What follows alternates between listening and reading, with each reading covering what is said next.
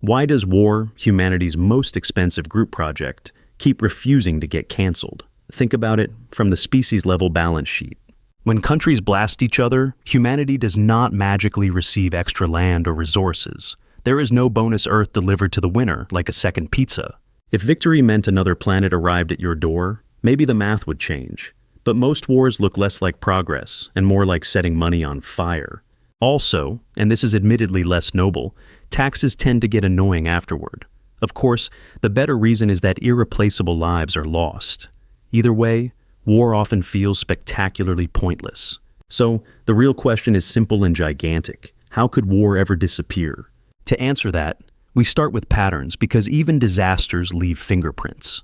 First, plot the wars that broke out after the Cold War onto a map. The Americas look surprisingly quiet, so zoom in on Eurasia and Africa.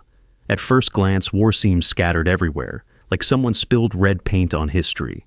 But look again, because the dots are not evenly distributed. Now overlay the developed countries. Suddenly something weird appears. Almost no wars have happened inside developed countries. In fact, since the Cold War ended in 1989, Israel is basically the only developed country that became a battlefield. That sounds suspicious because developed countries, especially America, absolutely send militaries abroad. So, let us mark wars where developed countries were actively and independently involved. Even then, the pattern remains. Based on the facts, developed countries tend not to fight wars very much. That does not mean developing countries are simply the villains of history. Often, conflicts in developing countries were shaped or triggered by developed countries themselves. Rwanda is a brutal example. In 1994, during the Rwandan conflict, about 800,000 people died in roughly 3 months. Rwanda had long been home to the Tutsi, originally pastoralists from the north. It was also home to the Hutu, agricultural communities with deeper local roots. For a long time, they had managed to live alongside each other. Then Belgium colonized Rwanda and governed through divide and rule. Belgium favored the Tutsi, made them bureaucrats, and used them to rule over the Hutu. Imagine a foreign power in Edo period Japan, favoring samurai to dominate farmers. That is not a social recipe. That is a pressure cooker with a flag. The result was a political and social split between Tutsi and Hutu. When independence movements grew, resentment among the dominated Hutu exploded. Extremist Hutu groups carried out mass killings of Tutsi people. That is where the 800,000 deaths enter the story. And the disaster did not stay inside Rwanda. About 1.5 million refugees flowed into the neighboring Democratic Republic of the Congo. That helped fuel the Congo Wars, which became the deadliest conflict since World War II. So, no, the point is not that developing countries alone cause war. The point is narrower and colder. Even with that history understood, developed countries still appear less likely to wage war. Why? One major reason is population structure. Yes, the geography class kind. Young populations, aging populations, and population pyramids. Developing countries often have pyramid-shaped age structures with many young people. Middle-income countries often look more like a bell. Developed countries tend to look like urns, with fewer children and more elderly people. Japan is the famous example, but it is not unique. Most developed countries are aging societies with low birth rates. Israel is an exception among developed countries, but even Israel is seeing fertility decline. In other words, becoming developed makes aging almost inevitable, even if the degree varies. So, we can roughly translate developed country into a country with many older people. Now, ask the awkward question. Who is more violent on average, older people or younger people?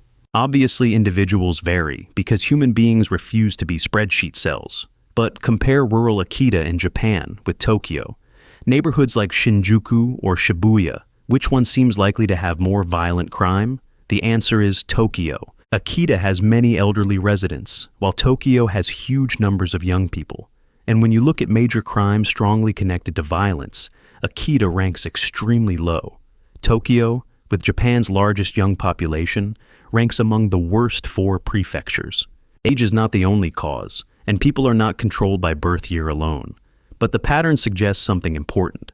Older societies tend to be calmer. Younger societies tend to be more violent. One biological explanation is very simple. Young people, especially young men, tend to be more aggressive. That is partly linked to male hormones associated with aggression, which peak in young men. So, developed countries may be peaceful, partly because they have fewer aggressive young people. That sounds almost insultingly simple, but history often enjoys being rude.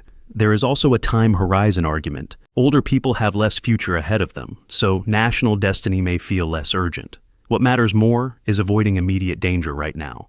That makes war unattractive, because war is danger delivered wholesale. Young people, however, have a future to protect. For them, the country's future can feel directly tied to their own future. That creates room for the idea that risking life now might protect peace later. It becomes a grim cost-benefit calculation about war, survival, and tomorrow. Nobody in this equation is purely noble. The old may prioritize present safety, and the young may prioritize future stakes. Both are, in their own way, protecting themselves. Either way, older populations become reluctant toward war. Younger populations can become more willing to fight. There is another theory focused on children. When mothers have fewer children, losing even one child becomes socially and emotionally unbearable. So, low-birth developed societies become reluctant to send children into war. When families have many children, some scholars argue societies tolerate child loss more easily. That sounds callous because it is callous. But the broader observation remains difficult to dismiss. Countries with fewer children tend to dislike war more strongly. Whether the key factor is hormones, remaining lifespan, family size, or all of them together, the trend is clear. Aging developed countries tend to be peaceful at the national level. Younger developing countries tend to be more violent at the national level. So, Japan being old and Japan being peaceful are not unrelated facts. They are probably connected. The first answer, then, is population structure. Developed countries do not start many wars, partly because they contain many older people. But age is not the whole story. For the next clue, imagine two cats. One is a stray cat, the other is a house cat. Which one is more aggressive? The stray, obviously, because it has to hunt, survive weather, and avoid enemies. A house cat gets food from a human and treats the window as border control. If it meows adorably, problems often resolve themselves like customer support for royalty. The difference is security. When survival is not guaranteed, aggression rises. When survival is guaranteed, aggression falls. The same logic may apply to human societies. In developing countries, crop failure can mean food shortages and hunger. Respect for human life may be weaker. And irrational violence may threaten survival. People live closer to danger, like stray cats in human form.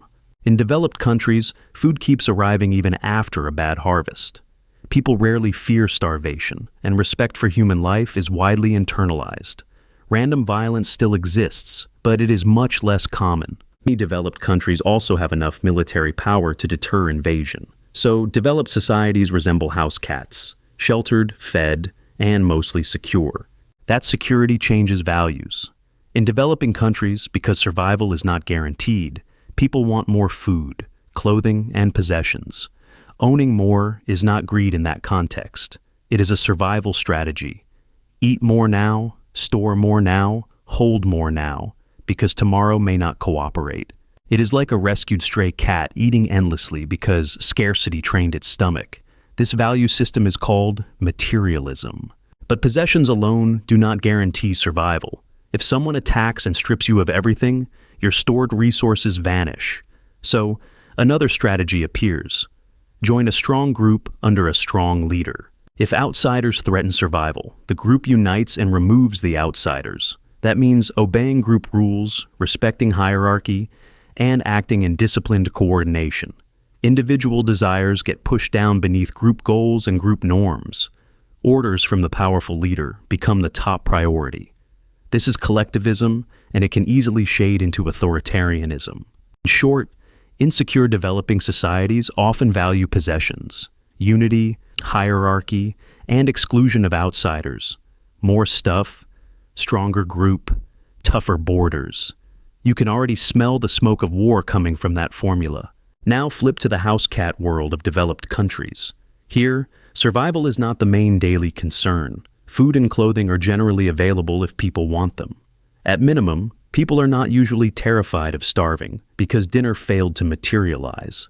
So, more people stop treating consumption and ownership as ultimate values. This is post-materialism. Respect for human life is also widespread, so random attack is less feared. Military capacity often reduces the perceived threat of invasion. Therefore, people feel less need to unite under a leader against outsiders. They do not need to flatter authority or worship the group rulebook. Instead, they start valuing individual choice. If someone thinks eating animals is cruel, they can become vegan. If someone thinks God does not exist, they can become an atheist. If someone is attracted to the same sex, they can live that identity. This is why developed countries talk so much about diversity. Try debating personal lifestyle preferences where tomorrow's food and safety are not guaranteed. The conversation ends quickly when survival is the only agenda item. So, developed countries move toward individualism. To summarize the value contrast, insecure societies want more things and stronger collective defense. Secure societies care less about possessions and more about personal freedom. That difference affects willingness to fight. There is research that visualizes this. On one axis, you have the share of people who do not want to fight for their country. On the other axis, countries range from materialist and collectivist to post-materialist and individualist. Move left, and countries look more developing country-like. Move right, and countries look more developed country-like. Japan stands out immediately. More than 70% of Japanese respondents say they do not want to fight for their country.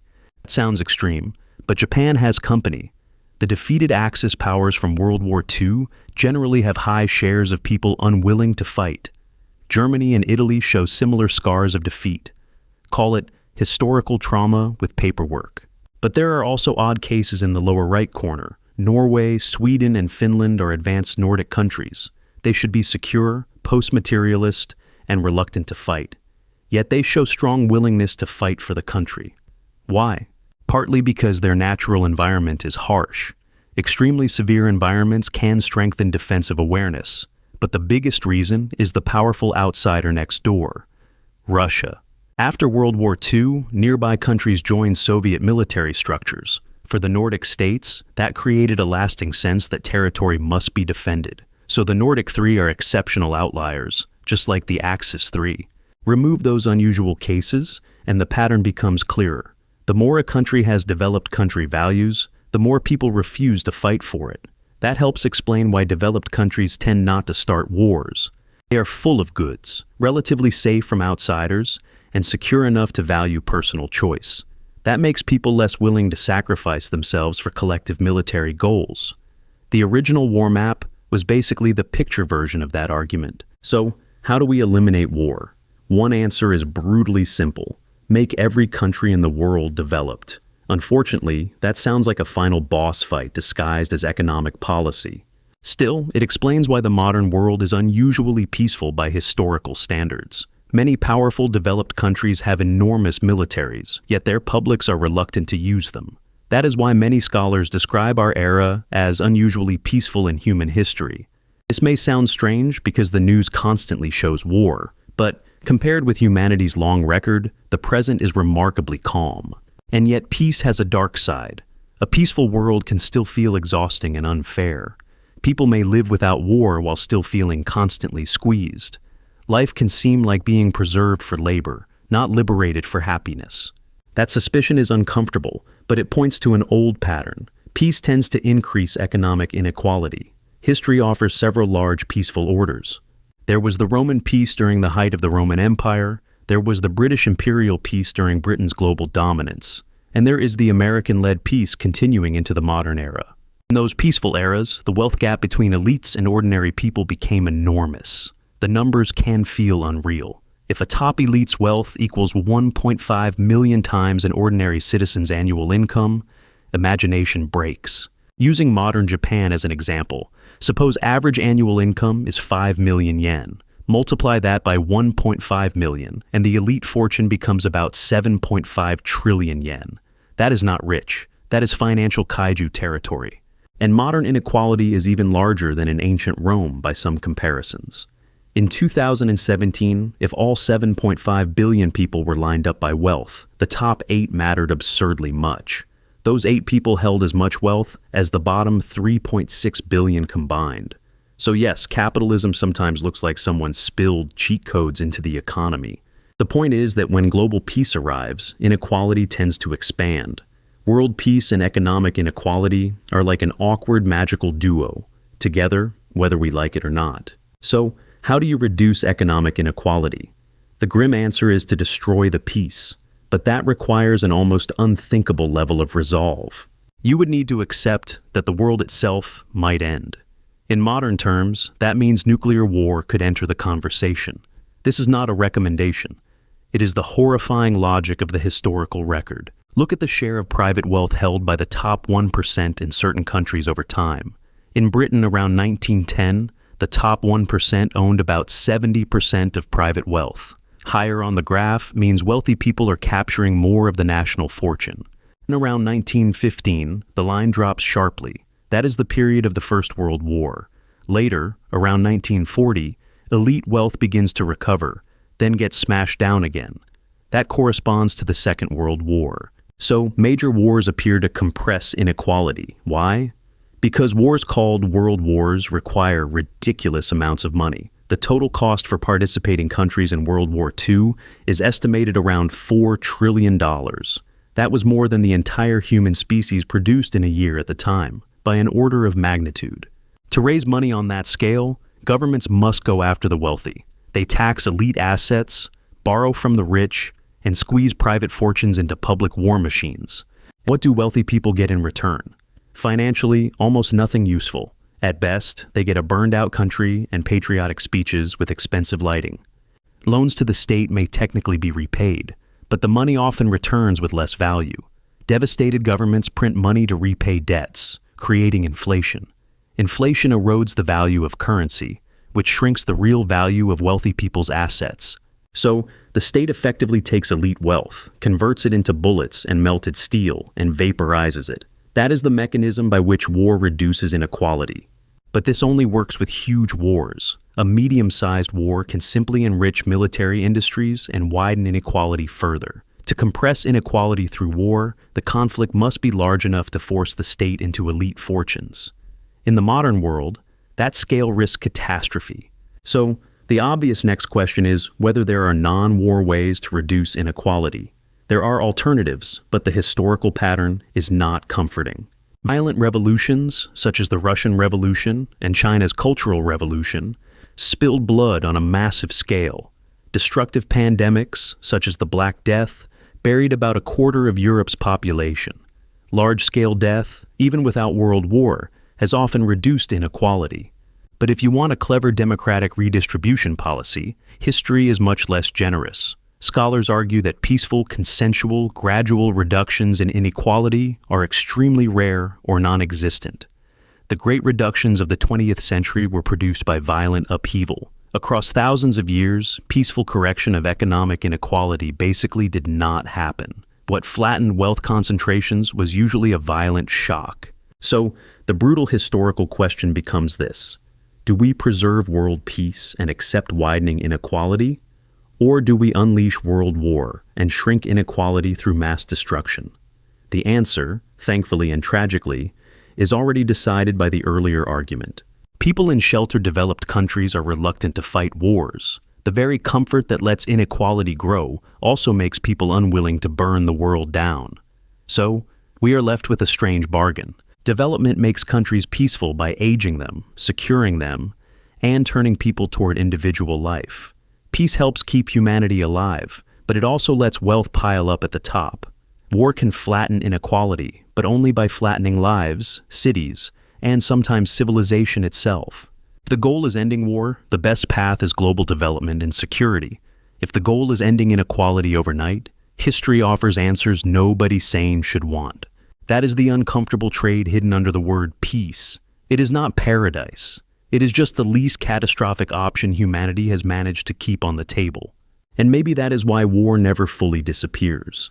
Because countries are not abstract chess pieces. They are populations with ages, fears, memories, and survival strategies. Make people feel hunted, and they form hard groups under hard leaders. Make people feel safe, and they become house cats arguing over personal values. Either condition makes humans angels, but one of them is much less likely to start artillery practice. So, the final answer is both simple and painfully difficult. To reduce war, make survival secure everywhere. To reduce violence, reduce the conditions that make people feel cornered. To keep peace, accept that peace creates new problems, especially inequality, and then try solving those problems without reaching for the historical tools covered in blood. Because if humanity's choices are messy, expensive peace, or efficient catastrophe, peace still wins. Even if it comes with taxes, billionaires, and a suspicious amount of economic homework.